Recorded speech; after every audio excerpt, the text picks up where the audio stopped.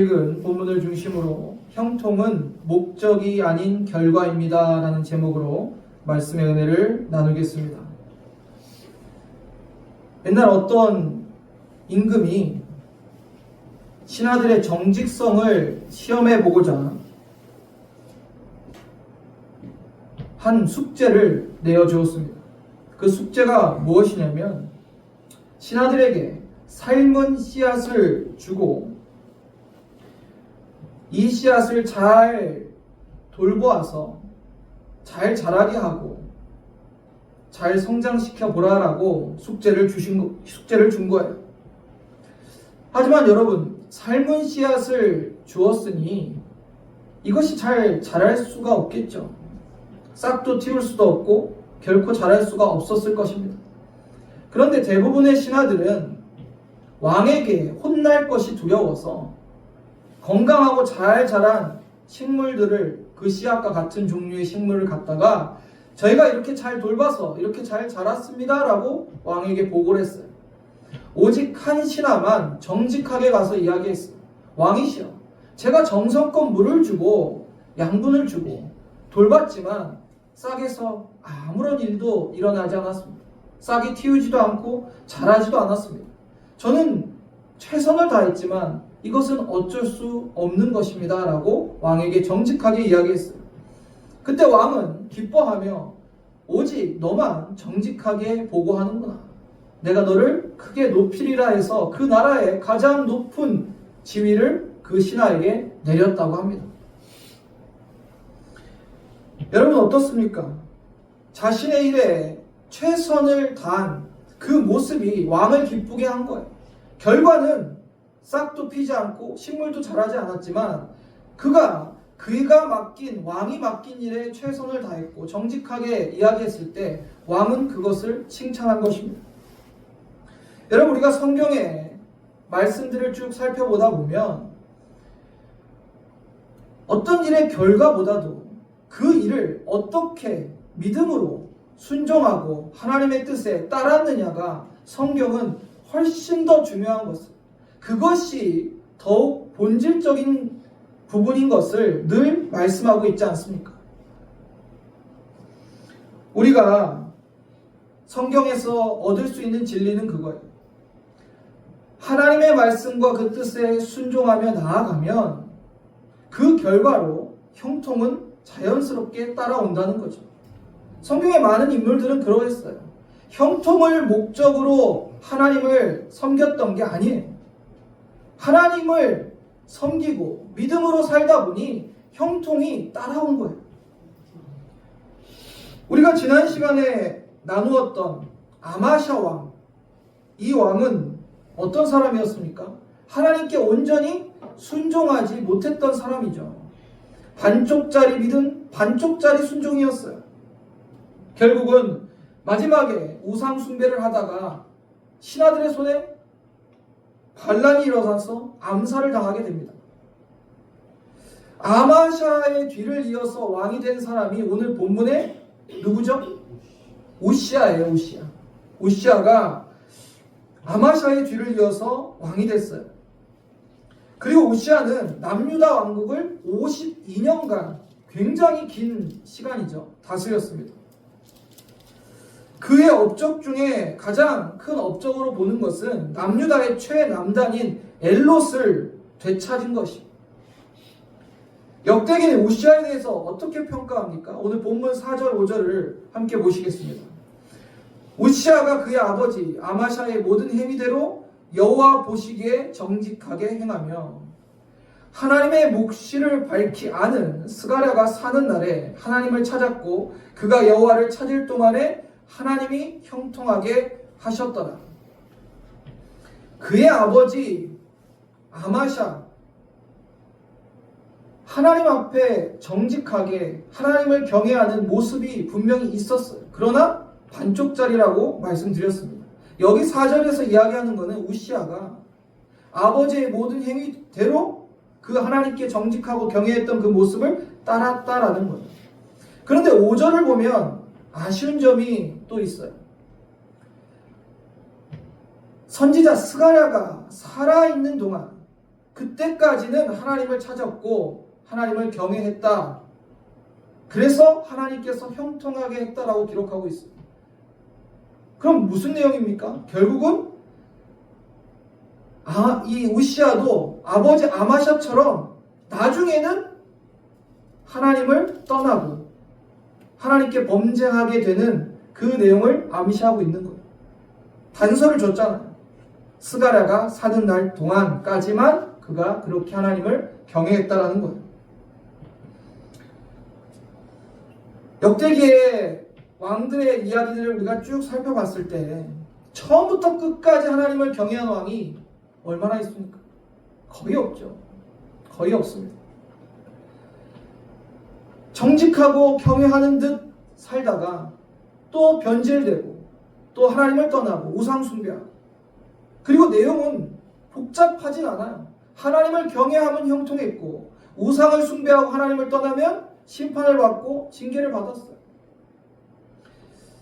오늘 본문에 우시아는 그가 하나님을 경외했던 그 시기에 대한 내용이 오늘 본문에 기록되어 있습니다. 그러면 그가 하나님을 경외했을 때 어떠한 형통의 복을 받았냐? 첫 번째는 복주심의 형통을 받았어요. 복주심의 형통. 하나님을 경외하는 자는 그 삶에 범사가 잘 되는 형통의 복을 경험하게 됩니다. 우시아는 아버지가 여호와 앞에 정직하게 행했을 때처럼 하나님께 정직하게 행했어요. 16세 어린 나이에 왕이 됐습니다. 16살에. 나라를 다스려야 된다는 막중한 책임감이 그 16살 우시아에게 있었지만 그의 마음에, 그의 처음은 하나님께 순종하고 하나님 말씀을 따라가기로 결단하며 시작된 왕의 사명이었어요. 그는 겸손히 하나님을 찾고 그 도우심을 구했습니다. 그래서 그는 하나님의 말씀을 늘 듣기 위해서, 경청하기 위해서 스가랴를 곁에 두었어요. 구약에 하나님의 말씀은 대부분 선지자들을 통해서 전해집니다. 왕에게도 직접 잘 주지 않으세요. 선지자를 통해서 하나님께서 대언하게 하시죠. 그래서 우시아 왕은 스가랴 선지자를 곁에 두고 하나님의 말씀을 늘 청종했다는 거예요. 그리고 그 말씀에 따라 이스라엘 나라를 다스렸습니다. 스가랴는 이 우시아가 하나님의 말씀을 따라 정치할 수 있도록 옆에서 도왔어요. 우리의 삶도 마찬가지입니다. 하나님을 경외하는 자는 늘 하나님의 말씀을 가까이 해요. 매일 성경을 읽고요. 또 말씀을 듣고요. 또 그것을 묵상합니다. 그런 사람들은 하나님을 경외하는 자들이에요. 반대로 하나님 말씀을 읽지도 않고 듣지도 않고 묵상하지도 않는다면 하나님을 경외한다라고 말할 수 없을 거예요. 그래서 우리가 하나님의 말씀을 듣고 그 말씀에 따라 살아갈 때 어떠한 일이 일어납니까? 그 결과로 형통의 복이 우리의 삶에 나타나게 되는 거예요. 현대 기독교인들은 굉장히 잘못된 신앙을 갖고 있는 것이 여러분 잘 알다시피 기복신앙이죠. 기복신앙. 복을 받기 위해 예수님을 믿는 거예요. 복을 받기 위해 하나님을 섬기는 거예요. 그런데 여러분, 이게 바른 믿음은 아닌 거 다 아시잖아요. 우리가 복을 받기 위해 예수님을 믿습니까? 내가 잘 되기 위해 하나님을 섬기세요? 우리는 복을 받기 위해 예수 믿는 거 아니죠. 내가 잘 되기 위해 하나님 섬기는 것도 아닙니다. 그런데도 현대 그리스도인들은 너무나 복을 좋아해요. 특별히 한국 사람들 복 되게 좋아하잖아요. 복을 막 수저에도 새기고 벽에도 새기고 막 복자 써가지고 막 붙이고 다니고. 그런다고 복이 옵니까? 그런다고 복이 오는 건 아니죠. 여러분, 복은 쫓는다고 오는 게 아니에요. 쫓는다고. 창세기 12장 3절 함께 읽어보실까요? 시작. 너를 축복하는 자에게 내가 복을 내리고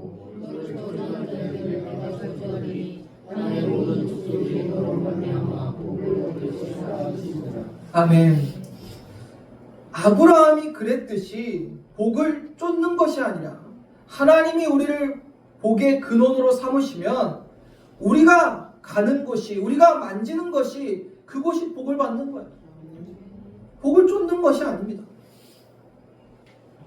예수 믿는 사람들의 놀라운 이 복의 근원됨이 여러분 경험되어 보신 적 있으세요? 제가 이제 성도님들을 모시고 이제 사역하다가 이렇게 카페도 모시고 갈 때가 있고 또 식당에도 모시고 갈 때가 있어요. 그럼 참 재밌는 현상이 공통적으로 발생하는 게 뭐냐면 사람이 분명히 없었어요. 근데 성도님들이랑 그 카페에 갔더니 이상하게 그때부터 막 사람들이 와요. 경험을 안 해보셨어요? 식당에도 분명히 사람이 없었는데 예수 믿는 사람들이 가서 밥 먹기 시작하니까 갑자기 막 손님들이 막 몰려와요. 저만 경험했어요. 이건 정말 제가 약 파는 사람도 아니고 없는 얘기 지어서 얘기한, 전 많이 경험했어요. 정말. 이게 우연일까요? 여러분, 우연히 이렇게 계속 반복되는 것도 쉽지 않을 겁니다. 전 많이 경험했어요. 여러분, 이건 하나의 예일 뿐이지만 예수 믿는 사람들은 그만큼 복의 근원이 되는 거예요. 복을 쫓는 사람들이 아니라 예수 믿는 사람들이 있는 곳이 그곳이 복을 받는 거고, 예수 믿는 곳이 가는 곳이 또 그곳이 또 복을 받아요. 그건 성경적 진리입니다. 그래서 여러분, 예수 믿으셨으면 복을 쫓을 필요가 없어요. 하나님한테 복 달라고 얘기하실 필요도 없어요. 하나님께서 예수 믿고 하나님 잘 섬기는 저와 여러분에게 복의 근원을 삼아주신다고 약속하신 줄 믿으시길 바랍니다. 복은요, 자연스럽게 따라오는 거예요. 그걸 쫓을 필요도 없고 그것을 막 구할 필요도 없는 겁니다. 복을 목적으로 예수 믿는 것이 아니라 예수님이 나의 삶의 주인이 되시고 하나님 말씀대로 여러분이 순종하다 보면 복은 자연스럽게 그 결과로 나타나게 될 줄로 믿으시길 바랍니다. 두 번째는 도우심의 형통이에요. 도우심의 형통. 이 우시아 왕이 하나님을 경외하고 하나님을 의지하는 그 시간 가운데 하나님의 놀라운 도우심이 그 나라에 또 우시아와 함께 했습니다. 우시아는요, 대외적으로 엄청나게 나라를 확장시켜 갑니다. 에돔을 관할하고 또 서쪽으로는 블레셋을 점령하고 남쪽에 엘롯의 항구도 건설했습니다. 우시아의 이 통치 기간에 나라는 굉장히 부강해졌고 이 모든 것이 하나님의 도우심의 형통이었어요. 본문 7절을 보면 하나님이 그를 어떻게 하셨다고요? 도우사. 하나님이 도우셨던 거예요. 그가 정치를 잘한 것도 아니고 그가 대단한 능력이 있었던 게 아니라 하나님이 도우시니까 블레셋 사람들과 그 구르바 아래 거주하는 아라비아 사람들 또 마흔 사람들을 다 치게 하시고 이기게 하십니다. 그리고 8절을 보면 암몬 사람들이 우시아에게 조공을 바치고 우시아가 매우 강성하여 그 우시아 왕의 이름이 애굽까지 퍼져나갔다는 것. 당시 애굽은 최강대국이었어요.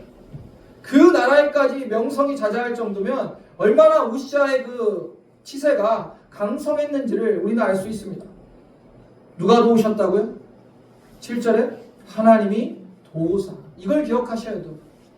우시아가 엄청 뛰어난 왕이라서 그런 게 아니라 하나님께 경외하고 정직하게 행한 우시아와 하나님이 함께 하셨고 도우시니까 이런 일들이 일어나는 거예요.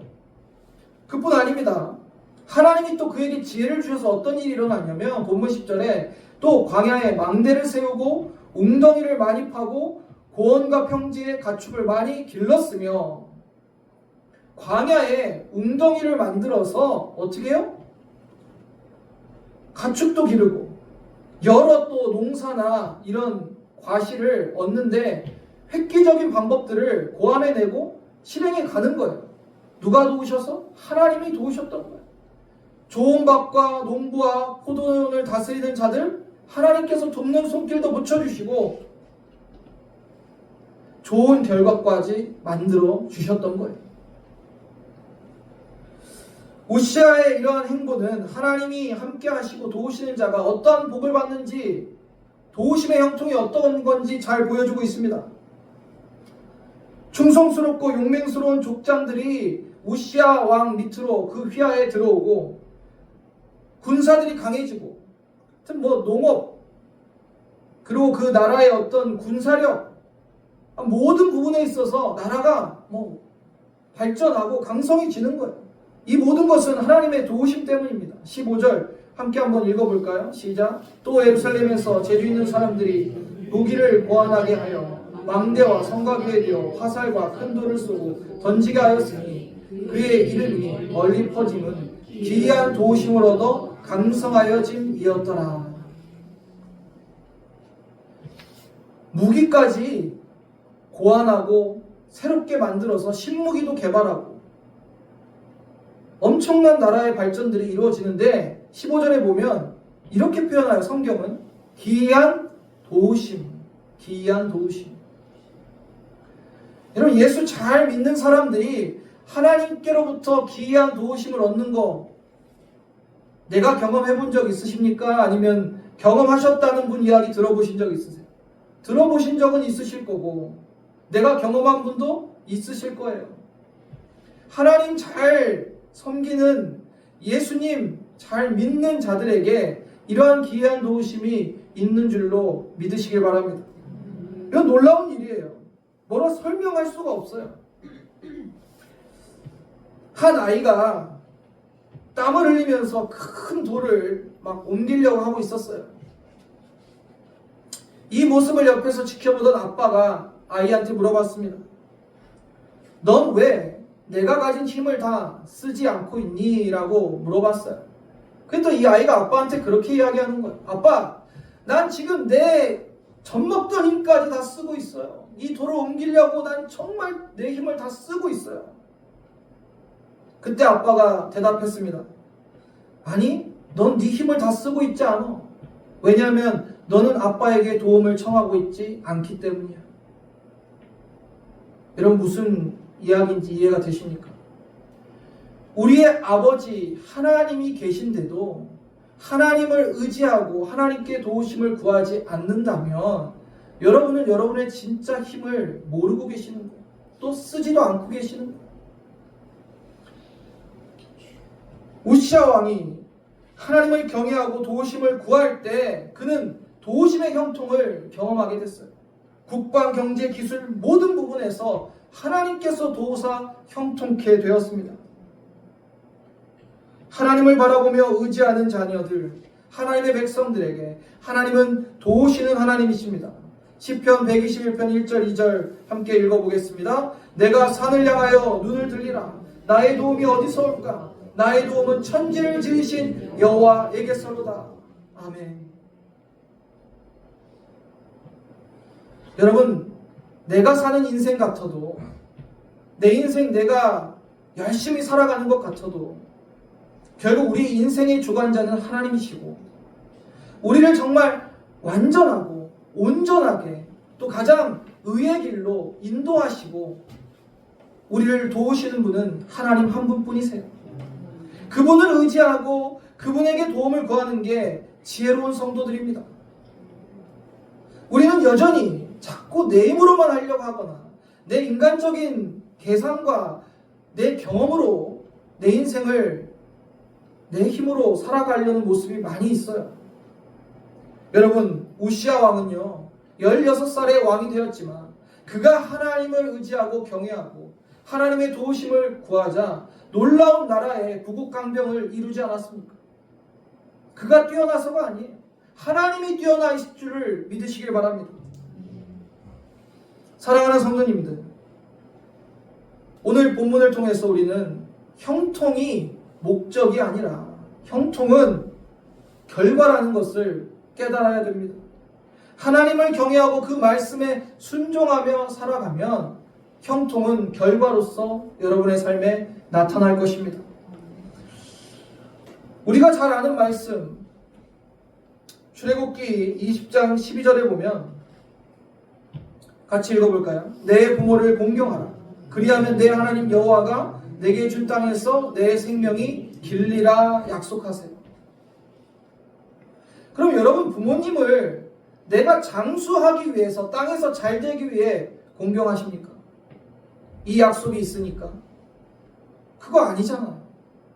부모님을 공경하는 거예요. 뒤에 약속이 없다 할지라도, 아니 이 약속이 어떠한 약속인지 잘 모른다 할지라도 내 부모를 공경하라는 게 하나님의 뜻이에요.